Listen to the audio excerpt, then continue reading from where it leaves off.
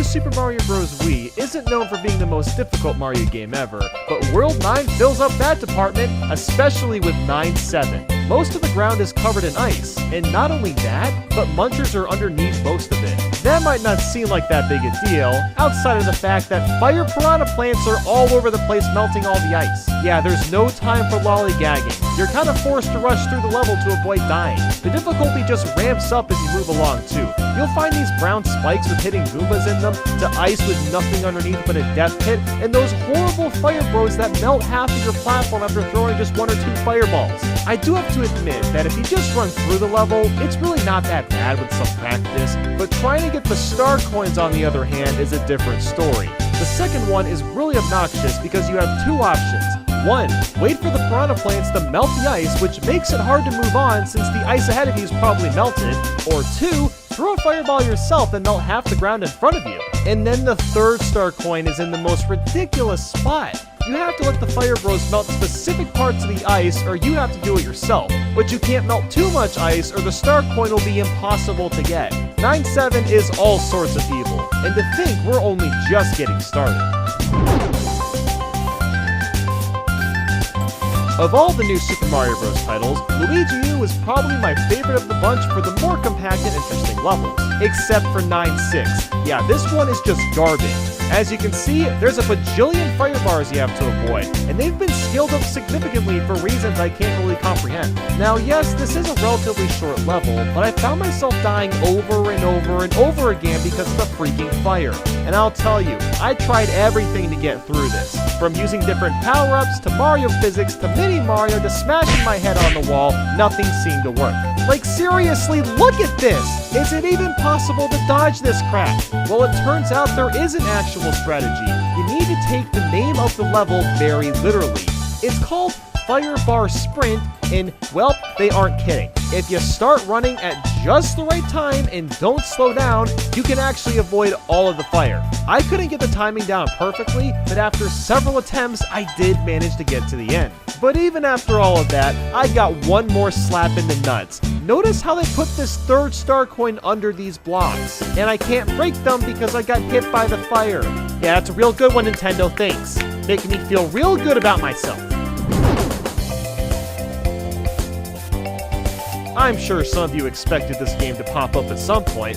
Tubular is one of the 8 levels found in Star Road, and the main idea is to essentially float from one side to the other. You'll use Balloon Mario, of course, to do this, and you have to keep hitting the correct question mark block so your power-up won't go away.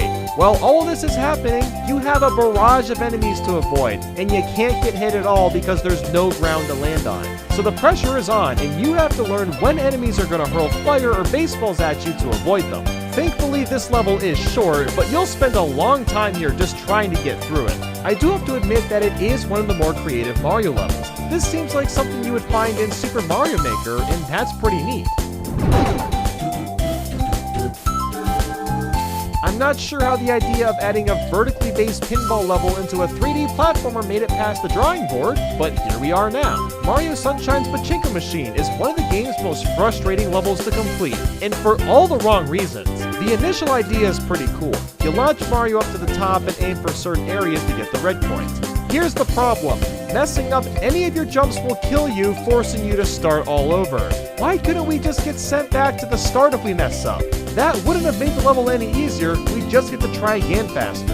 And I haven't even brought up the worst part, the completely broken and fragmented physics. For some godforsaken reason, Mario is always getting pushed to the middle of the stage. Look at this, I'm standing on this tiny pole on the left side wanting to move right for the red coin. So I did this jump, but the game decided to launch Mario towards the right. That wasn't me doing that. And I know the pool is in the middle because the game plays perfectly fine when you are in the middle. This happens throughout the entirety of the stage.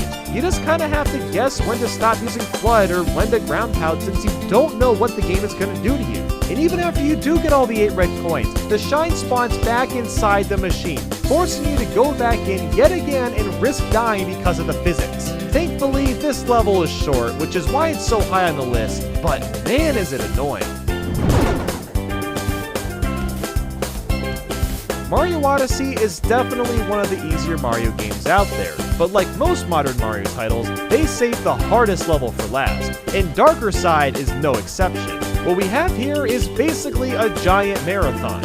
You start in this lava section, hopping from pole to pole, leaping across rolling hills, turning into a fireball and jumping from lava pot to lava pot, and that's just the beginning. You'll also transform into everyone's favorite onion and traverse more level, to swimming through icy cold water, to turning into Yoshi and climbing up a conveyor belt.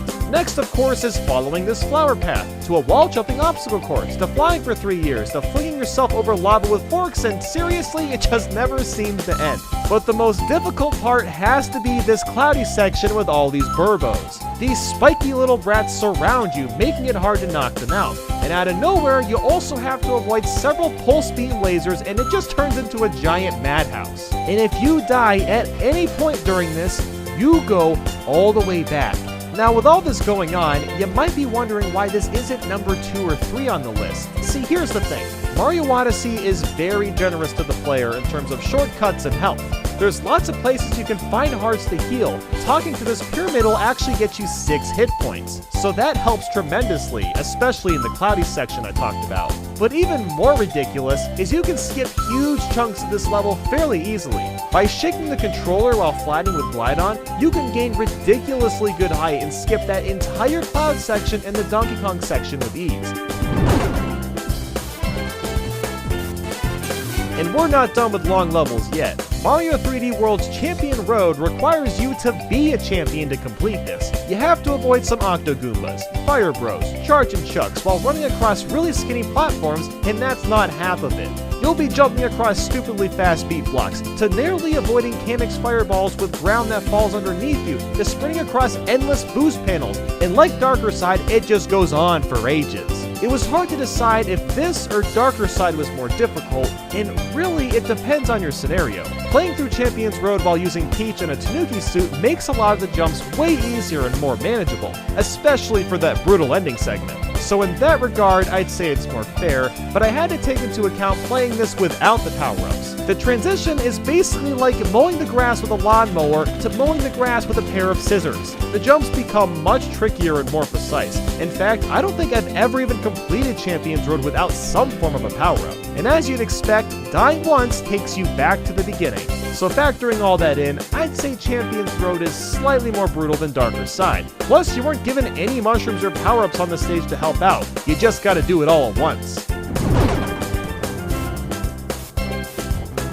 And next is a stage that has a very similar vibe. Mario 3D Land's Special 8 Crown is the last stage you'll unlock, and it's essentially the precursor to Champion's Road. The main difference is the controls. Now, I'm not saying they're bad in 3D Land, but 3D World definitely has a much smoother feeling since in 3D Land you can only move in 8 directions. Plus, the depth perception is a bit more clunky. I do think the level itself at 8 Crown also has more challenging elements to it too. There's a lot of platforms that are really tiny, or force you to bounce off an enemy just to get across. Halfway through you'll even have to fight Boom Boom and Pom Pom at the same time, which isn't that bad, but it just goes to show how much more you have to put in.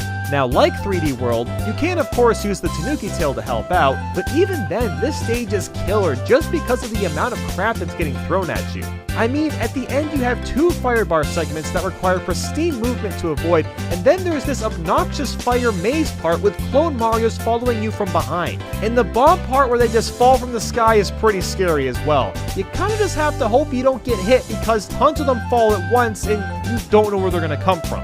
There's just a lot going on with this level, but this is nothing compared to what's coming up. Something needs to be said before we get into why C3 from Super Mario Bros. The Lost Levels cracked this list. In order to even play this level at all, you have to beat this game 8 times. That's right, 8 times! Only then can you access worlds A through D. Now, most of these levels will put your skills to the test, but my god, C3 is next level BS. The controls in this game are already pretty clunky and not fluid, so pairing that while bouncing from bumper to bumper with blazing winds is nothing short of obnoxious. And then you got a Legatoo following you around the whole time, and since you're always in the air, you're basically just guessing where you're gonna land most of the time. Maybe if the controls were more refined, this wouldn't be that bad, but this is one of those levels that just makes me hate video games. And it's also really ugly looking. It's all just filthy gray and white colors. There is just nothing appealing about this at all. The last level you play in Super Mario Galaxy 2 is quite possibly the most accurate title ever conceived, and that is of course the perfect run. We've already talked about the newer 3D Mario games where you just marathon through a giant linear level as your final challenge, and this game basically started that trend but with one major difference, and that's the fact that you can't take a hit. Like at all. So even if you die near the end, too bad, you go back to square one. This level doesn't play around. You don't get any secret hearts or health points, and all you got to help you is Yoshi at the beginning and Cloud Mario very briefly. The first part is entirely a Yoshi section, and while it looks like a pain to play, it's actually really simple if you just time your tongue grabs. The second section is also pretty easy. Just run fast and hit all the blue tiles. And next is a cloud section where you have to use your clouds to avoid surrounding electric walls. This part isn't too bad, but it's also really easy to slip up. See, the thing about this level is the sections beyond this actually aren't terrible if you practice a lot, but the fact that you can't take a hit just sits and feeds at you at the back of your mind. It's gonna bother you, make you feel paranoid, it makes you nervous, and the farther in you get, the more anxious you become and the more likely you are to mess up. And the ending with all those hammer bros, that's not gonna help at all. You got flipping platforms and tons of hammers flying around. It makes your heart pound every time you get here.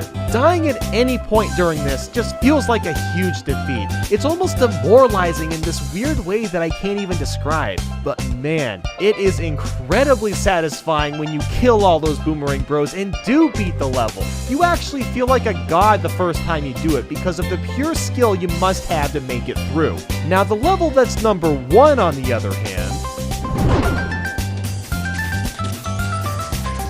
I'm genuinely baffled this level exists, or should I say series, because the Impossible Pack technically contains 3 sets of short levels. These are by far the most grueling, agonizing, and difficult platform levels Nintendo has ever created for a Mario title. I can't even get through the first part without using Tanuki Mario, and yeah, you can call me a scrub for doing that, but just look at this bullcrap we gotta deal with. The first segment has these well-placed fish that home in on you, and if you don't swim perfectly, you're gonna get hit. After that, you gotta avoid several birds, a barrage of bob-ombs, which is then followed by Legatoo throwing spinies at you.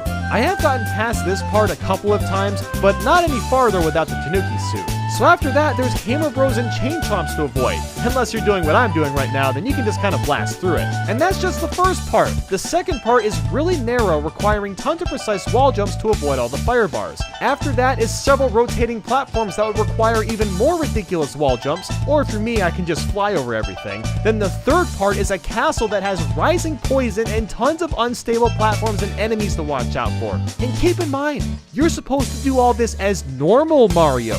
And if you die at any point, at any level, you go back to the very beginning. And you don't get power-ups at all unless you decide to use this suit. You literally have to be a legend to beat this. Maybe one day I'll spend several hours grinding out this level to beat it normally, but the fact that I would even have to do that makes this the hardest Mario level of all time by a long shot.